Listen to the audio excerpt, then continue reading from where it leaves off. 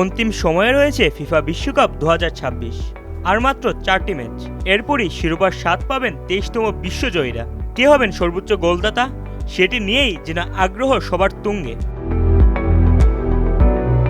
তালিকায় এ পর্যন্ত সবার উপরেই আছেন ফরাসি স্ট্রাইকার কিলিয়ান এমবাপ্পে। 8 গোল ও 3 অ্যাসিস্ট নিয়ে গোল্ডেন বুটের দৌড়ে সবার সামনেই রয়েছেন এই ফরোয়ার্ড। তালিকার দ্বিতীয় স্থানে রয়েছেন লিওনেল মেসি।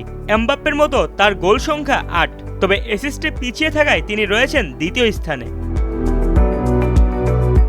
সদ্য টুর্নামেন্ট থেকে বাদ পড়া নরওয়েজিয়ান ফরোয়ার্ড আর্লিং হাল্যান্ড রয়েছেন তৃতীয় স্থানে, তার গোল সংখ্যা 7। ইংল্যান্ডের সঙ্গে হেরে টুর্নামেন্ট থেকে ইতোমধ্যে বাদ পড়েছে তার দল। তালিকার চতুর্থ ও পঞ্চম স্থানে আছেন 2 ইংলিশ তারকা জুড বেলিংহাম ও হ্যারি কেন। 6 গোল আর 1 অ্যাসিস্ট নিয়ে যথাক্রমে 4 ও 5 নম্বরে আছেন তারা। এখন দেখার পালা শেষ পর্যন্ত কার হাতে ওঠে এবারের গোল্ডেন বুট। ইশতিয়াক হোসেন রাতুল, দিগন্ত স্পোর্টস।